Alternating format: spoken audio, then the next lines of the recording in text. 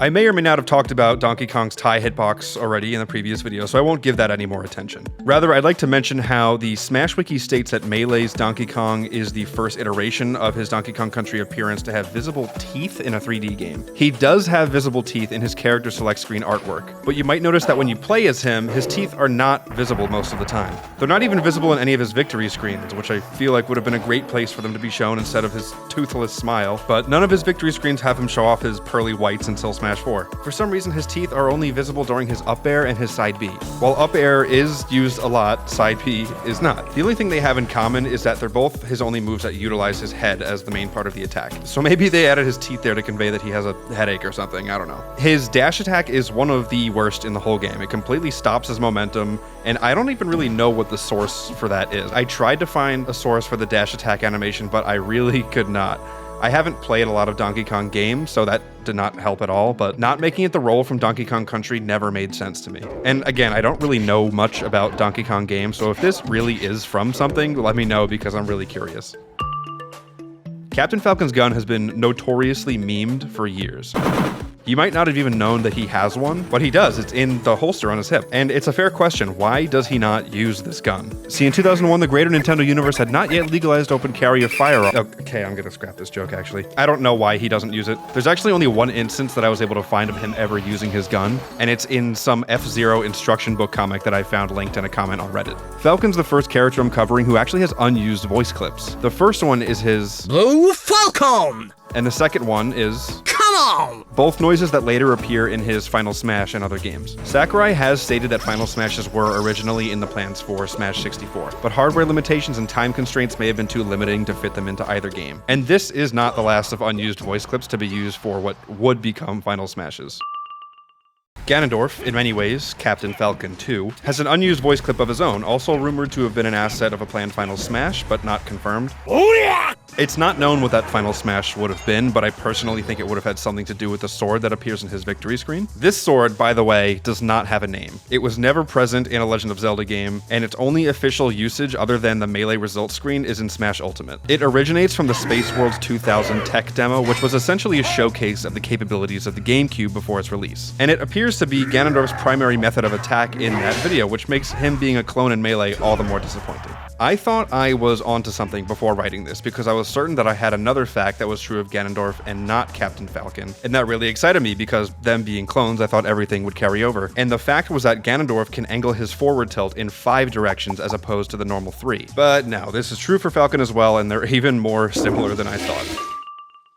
I know that Falco comes before Fox on the character select screen, but I wrote this with Fox in mind first. Since he's the source character, I'm going to cover Fox first, and I'll probably do this for Pichu and Pikachu whenever I get to them. Unlike in later games, Fox's reflector does not have a visible source device in Melee. Look here in Ultimate. See how the reflector emanates from that little gadget he has that kind of floats in front of him, and then he reattaches it to his hip. This gadget doesn't seem to be present in Melee, so I guess we're to assume that Fox just emanates a reflective aura with a frame 1 hitbox, being a top tier by sheer power and will. And I'm only proven correct by the pose he strikes during its animation. And speaking of animations, Fox's Shine has an ending animation that I've actually never seen before, because why let that play out when you can... It's not a long animation, but it can't be jumped out of once it begins, so if a Fox player mistimes their jump, they could actually be punished for using Shine, which is something I did not think was possible. It's a pretty big window to jump before getting to this point though, so it's really unlikely to happen. In a similar vein to Peach's forward air, which is an animation that at least I misunderstood, and some of you look like you might have as well, Fox's up air is one that's often overlooked. At first it appears to be a double kick, but when you slow it down, you can see that it's actually his tail that hits first, followed by a kick. This is true of the move in every Smash game except Smash 64, where he does use both legs. And kind of the reverse is true for Falco. He uses his tail in Melee, but in every game after Melee, it's a kick. The final thing about Fox is an auditory error I found while looking through all of his animations. In his and Falco's secret taunt, they do a hand gesture before the Star Fox dialogue plays. There's a sound effect corresponding with this movement, but it comes in earlier than when the animation actually happens.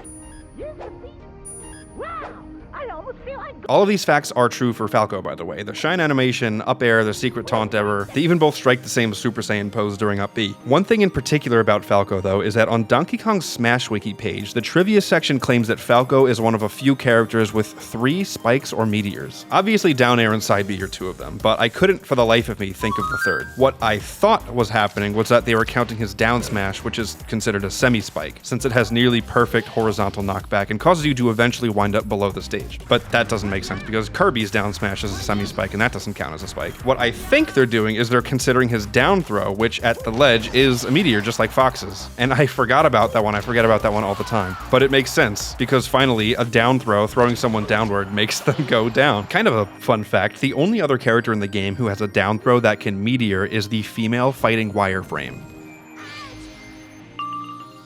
Ness is a character with a lot of fun Easter eggs. His baseball bat, if you've never looked too closely, has writing on it. Being a direct reference to the usage of bats in Earthbound, this one has the words Net Sports displayed on it, which itself is a reference to Onett, Ness's hometown. His yo-yo additionally has the words HAL Lab, referring to the developer, Nintendo 2001, the publisher of the game, and the year of release, and Dolphin Loop, referring to Melee's internal codename Dolphin. This isn't true of every version of Ness, however. See in Ultimate that his yo-yo says Super Nintendo 2018 and Mother on it, referring to the first system on which Ness was a playable character, the year of Ultimate's release, and Earthbound's series name in Japan. The final thing about Ness is something I've actually touched on before in a previous video. His baseball bat nowadays is known to be both an attack and a reflector. This is also true in Melee, but with an oddity that makes reflecting with the bat a bit more difficult than with other moves, or just power shielding. The hitbox on his bat is normal, but this part doesn't reflect projectiles. It's this green circle which is the reflector. It's only active for 2 frames, or a 30th of a second, and the bat's hitbox often cancels out projectiles anyway, so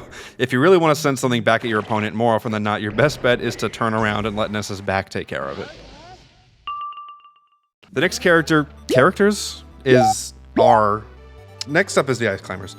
If you've ever messed with the game's camera or taken a close look, you can easily see spikes on the bottom of each of the climbers' boots. These could possibly be referred to as Mukluks or Kamiks, which are a type of boot worn by various peoples in the Arctic region. They don't normally come with spikes in them. The spikes in the boots are actually called crampons. Crampons? Tampons. And are of course used for scaling walls of ice. And they actually do have a functional purpose in-game, as they prevent all types of slippery surfaces from affecting the Ice Climber's movement, whereas all other characters will have reduced friction. And this counts for all slippery surfaces: ice, the 4-side UFO, the turtle on Great Bay, the oil slick on Flat Zone, and the pit zones on Mute City, to name a few. I do not know why they have this exemption on slippery surfaces, but still have the second lowest traction in the game on every other surface, but it's pretty cool nonetheless. I'm not going to go into too much detail about Nana's behavior during various actions, because frankly, that's an insanely complex concept, and Melee Moments has already done a great job explaining it in this video. So I recommend you check that out if you haven't already. Kirby, for being as simple as he is, has a lot to him. He is Sakurai's golden child, and his copy ability makes it so that extra time has to be spent on him in every Smash game to provide him with a unique hat and special attack. Some of them have a few fun details and nods to other titles that are easy to miss, starting with Kirby's version of Roy's Flare Blade. You might think that Kirby just uses the same animation for both Marth and Roy's attack, but he actually copies the facial expression of each swordsman, closing his eyes for Roy's attack but not for Marth's. Using Pichu's Thunder Jolt actually harms Kirby just like it does with Pichu, which is a direct reference to Pichu's Pokédex entries. One thing I thought would be true, but is not, Kirby stays 3D when he inhales Mr. Game & Watch, which was honestly kind of a bummer. I thought he was going to be flat. Using Jigglypuff's rollout will always result in Kirby vocalizing Jigglypuff's Japanese name, Pujin. I don't know if this is because Kirby has canonically only ever spoken in Japanese,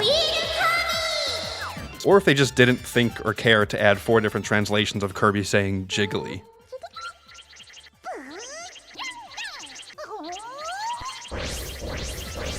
Finally, for copy abilities, the Zelda hat that Kirby wears can be confusing if you've never played Ocarina of Time. But the first thing you'll notice is that this looks like nothing that Zelda has on her character model. That's because this is the headdress that only young Zelda wears in the game. As for why they did this, I don't really know. Maybe they wanted to get across that Kirby is young, or maybe they thought having long hair on Kirby's model would be too cluttered, or maybe they just wanted to represent the Zelda series more. And additional fact about this Zelda hat remained the same throughout Brawl and Smash 4, even though the Zelda in that game was based on the Twilight Princess version of her, so the Ocarina of Time hat doesn't really make as much sense. Also about Kirby are contact stars. Contact stars are a direct reference to Kirby games where a little star shoots out of him when he touches a surface. I couldn't find any information about them online, but they're present in every Smash game from what I can tell. And since you can see them after he lands on the ground, this means that, at least visually, Kirby has the best wave dash. Lastly, and relatively briefly, Samus. I don't have too much, to be honest, but I do admire how she has a different stance for the different types of missiles. Homing missiles have Samus in a more upright posture, mimicking what honestly looks like Olympic air pistol shooters, which makes sense since these missiles are the accurate ones, while the super missiles are the more powerful ones, requiring a more sturdy stance to absorb the recoil of a stronger projectile, which is pretty accurate, all things considered. The last things about Samus are some quirks of her power suit, one of which is her stun animation, which, if you don't know, looks like she's glitching, and this is a side effect of her suit short-circuiting. I admit that I haven't played much of the Metroid series, so I can't say if this is a direct reference to anything, but it led to my child self thinking that Samus was a robot and not a human in a suit. Adding to her kind of seeming like a robot, her star KO sound is a vague mechanical roar. And I can't help but wonder if it's her suit making that noise, or if it's Samus inside the suit screaming like every other character. And honestly, the latter sounds pretty terrifying.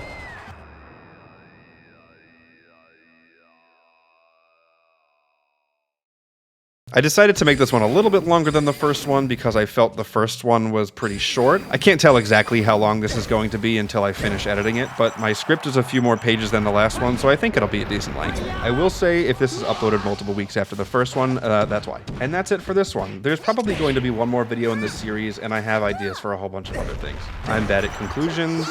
Bye.